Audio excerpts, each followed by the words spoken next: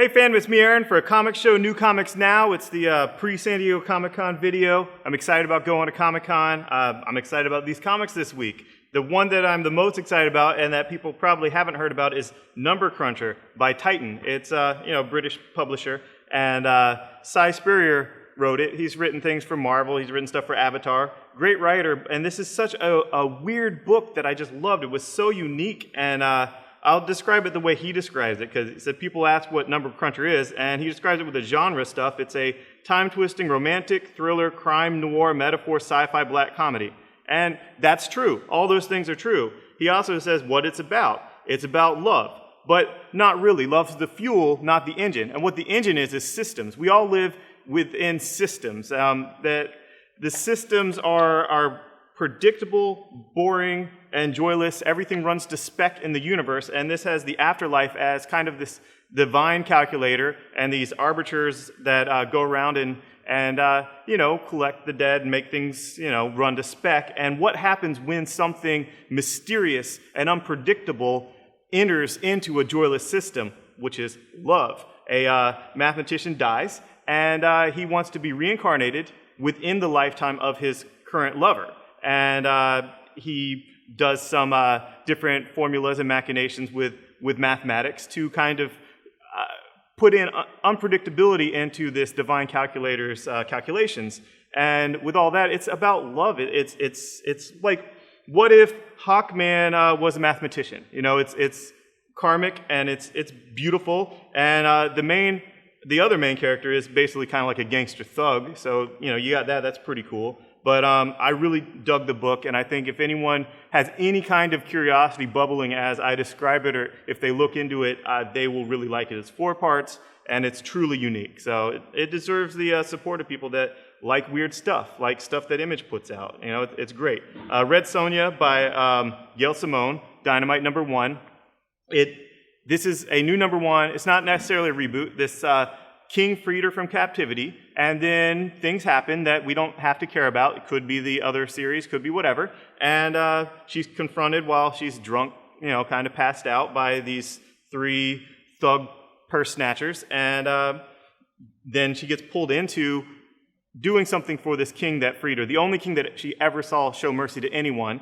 And it is hilarious. It is full of just fun comedy, fun, it's not preachy in any way. The whole feminist vibe is just fun and exciting and just snazzy. I dig it. And just how she just dispatches these men that, are full of misogyny and then full of her sword. It's awesome. And I love that, that she's drunk and that she's honorable. She has her own internal code and, let someone die by their own blade to have a soldier's death or whatnot.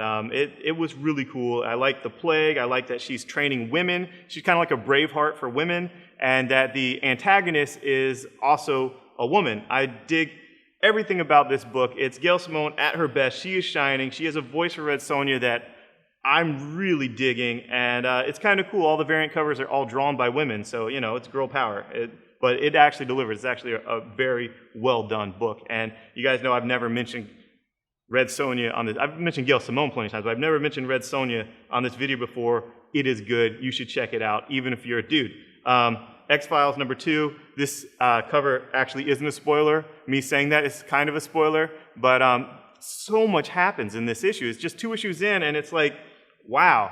This season 10 just picked up and ran through all these plot points that, we've been wanting to see something happen. We've been wanting to see stuff like this in the movie that we got, and these 2 issues have been better than the movie, and really picks up from season 9 to season 10 to have a satisfying conclusion, maybe, if not, just continuation. I'm digging it. And finally, for the indie stuff, you got Transformers More Than Meets the Eye, Volume 4. You guys know how much I love this book. I did a whole video on it. It's kind of like the Justice League International, with great characterization, great humor, but then also action. People don't seem to remember Justice League International as being a very action-packed book, but from time to time, they confronted Darkseid, and all of Apocalypse. And this, the Autobots on the ship confront a villain that just runs through them and murders several of them, and it's just so heart-wrenching because you care for these characters so much. You've laughed with them, so now you cry with them. You care about them. And the characterization through that tragedy just rang so true and so human for these robots. It's ridiculous. I can't say enough about More Than Meets the Eye, but I'll stop because I'm doing a video that I like to keep short. Green Lantern, New Guardians, it comes with a yellow ring, and I don't know why Kyle used a yellow construct once in this book. It's much more about Relic, and you got Kyle's characterization with how he deals with, the Smurfs on Safari, the Blue Man Group, the Little Boys Blue, however he wants to call those New Guardians in this issue, and he takes on Relic, and we get to see Relic calls him a lightsmith. In all of Green Lantern, I've never heard the term lightsmith, and how cool that is. Archaic, it's like medieval, instead of a ring slinger, he's a lightsmith. And Relic has never seen the white light, but he seems very familiar with all the other spectrums of light, and he wants to know what these batteries are and how these batteries work. He's gaining information because he's from a universe before this universe, that perhaps, the Guardians ushered in this universe. Who knows who ushered in this universe, but the light existed before this universe. And we get some Carol in here. We get her connection to Kyle. Will she date Kyle now that she's done with Hal and keep that love alive? I don't know. It was fun. It was really good, and I like Justin Jordan's take on the character. And of course, Brad Walker's art is phenomenal. You got Trinity War Part 2. You guys know with Part 1, Superman killed, just like spoiler of the movie. Superman killed, and however you feel about that, this issue was really cool. All these characters bumping up together, and Superman turning himself in, and Wonder Woman not agreeing with this. You see some of Wonder Woman's supporting cast in this book, like Hephaestus. I'm hoping I pronounced that right. As a joke, I usually call him like hepatitis, but Hephaestus, and we get the other player in the Trinity of Sin, and there's a cliffhanger that's pretty cool, pretty awesome, and I'm really excited about where this is going. This is like my fanboy, playing with my superpowers figures craziness, and the stakes are really high. All these characters are come together. Wonder Woman goes and pulls Justice League Dark into it, and yes, I'm very excited, and I hope to learn more about where this is going, maybe get some of the information from San Diego Comic-Con, because I'm really digging it. And Batman 66, oh my lord, the art in here, Jonathan Case, he does the art and the coloring, and it looks like 1966. It looks like, not just the TV show, but the printing and the colors of that time and the palette, all that, it's just phenomenal. If you like the TV show in any way, shape, or form, you'll like this. Speaking of throwback, not 66, but 70s, this is Deadpool. He is in the 70s with Heroes for Hire. He tries to be hired by the Heroes for Hire because when he sees a classified ad, he thinks they're actually hiring heroes. It's an easy mistake to make when you're such a narcissist as Deadpool. But then they take on the white man, and he's dead pimp. He dresses up like a pimp. He has the afro. He has, it's obnoxious and hilarious, and I laughed on almost every page because that's just the type of dude I am, and Warriors come out and play. This was a fun single-issue story that I freaking loved. Superior Carnage, Superior Spider Month. I did a whole video on Superior Spider Month. You know how much I'm loving Superior Spider-Man, SpOck, Spider-Rock, Carnage, cool. He's in prison. He's being broken out of prison by the Frightful Four. Will he join the Frightful Four? I don't know.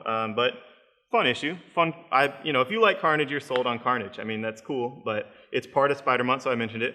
Thunderbolts, you know how much I liked the last issue with Punisher and Elektra. This is still Charles Soule, who I am in love with his work. Not him as the man, but his work. And I don't care for Red Hulk at all, and I could give, no shits for Mercy. I don't care who Mercy is, whatever. And with this issue, the single-issue story with Red Hulk and Mercy and explaining their relationship and why Mercy's on the team, who Mercy is, going back to Hindu, gods and whatnot, it was a brilliant single-issue story. Great art by Phil Noto probably really helped, but I actually really enjoyed it, even though I could care less about those characters. And, I'm excited to see Soule bring these characters together for an actual mission of them being the Expendables, being the badasses, but these little smaller stories, single-issue stories of just character-driven are what Soule really excels at, as you've seen on his Swamp Thing, and, and his Guy Gardner single-issue so far with Red Lanterns, but I'm excited to see him do the larger-than-life Expendable-style action, but that issue delivered. Made me care about two characters that I really didn't care about.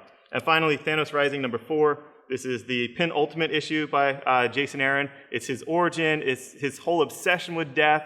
Is he insane? He's the Mad Titan, but let's flesh that out. What is death? Is death real? Is this a figment of imagination?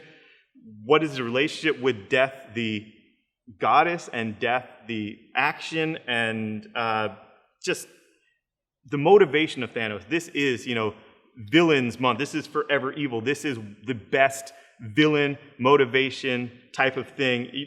He's not sympathetic, but you understand him completely, much like Azzarello on his Lex Luthor Man of Steel book. You really figure out what makes this villain tick. He's not just this Mad Titan. Why is he insane? How is he insane? How does his insanity manifest? I freaking loved it. And if you are local, you know that the AC went out here a couple days ago. It was out for 2 days. We got it fixed. It was very expensive. And we're having a summer sizzler sale. So we're going to be selling lots of stuff in the store at crazy low prices to try to quickly recoup some costs before I go to San Diego Comic-Con. So if you're local, come by. You'll be very, very delighted and impressed by the sale of things. Not any of this stuff I mentioned because this is brand new. But enjoy comics. If you are at San Diego, say hi to me. Thanks for watching. Click subscribe, comment, go to our Facebook, share it on Facebook, all that good stuff. If you're local, we have Geek Trivia every Tuesday night. You can win your bar tab if you're the winner. We have open mic this Thursday, which is awesome. We have, we're still open to midnight Saturday and Sunday, even though I'm going to be at our Friday and Saturday, even though I'm going to be at Comic-Con. And then the 27th is going to be Nerdy Show Live. It's going to be an awesome talk show, game show format, interactive with the audience. It's going to be fun. You might know the Nerdy Show guys from nerdyshow.com. They're fun guys. You will have a blast, and someone's going to get slimed old school Nickelodeon style. Thanks. Bye-bye.